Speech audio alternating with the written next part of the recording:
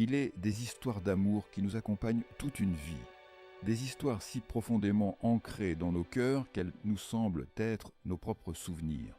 Au sommet de ces idylles inoubliables se trouve l'amour entre l'impératrice Élisabeth et son François Joseph. Ce fut une rencontre digne d'un conte de fées.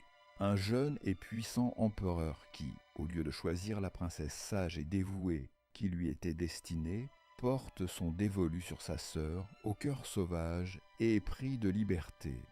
Il en tomba amoureux au premier regard, non pas de la future impératrice, mais de Sissi, l'impétueuse, la rieuse, qui courait pieds nus dans les prairies, et dont l'âme était aussi libre que les Alpes le bavaroises d'où elle venait. Les films Sissi, avec l'inoubliable Romy Schneider et le charmant Karl-Heinz Böhm, ont rendu ce conte de fées immortel. Ils ont peint le tableau d'un amour parfait, triomphant de tous les obstacles. Un amour aussi pur et radieux que le sourire de Sissi. Pourtant, derrière les murs du palais, loin de l'image romantique, la réalité était souvent bien différente. Pour Sissi, le palais doré devint rapidement une cage dorée. Le sévère protocole de la cour espagnole étouffait son esprit libre. Et sur tout cela veillait la main de fer de sa belle-mère, l'archiduchesse Sophie. Elle ne vit jamais en Sissi l'impératrice qu'il fallait, et son ingérence constante, surtout dans l'éducation des enfants, fut une épreuve déchirante pour le jeune couple. Deux mondes s'affrontaient, la soif inextinguible de liberté de Sissi et la vie de François-Joseph, dictée par le devoir et le poids de la couronne. Lui, l'empereur, qui devait maintenir la cohésion de son empire.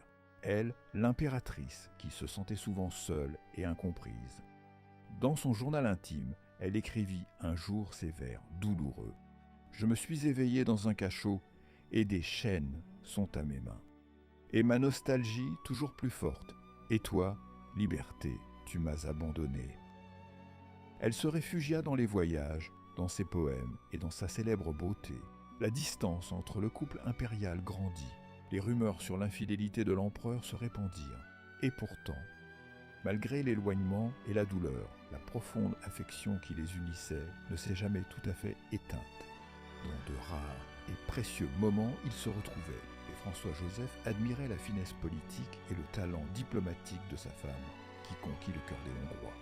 L'histoire de Sissi et de François-Joseph est bien plus qu'un conte de fées. C'est le récit intemporel de deux êtres, prisonniers entre l'amour et le devoir, entre le bonheur personnel et les attentes de toute une monarchie.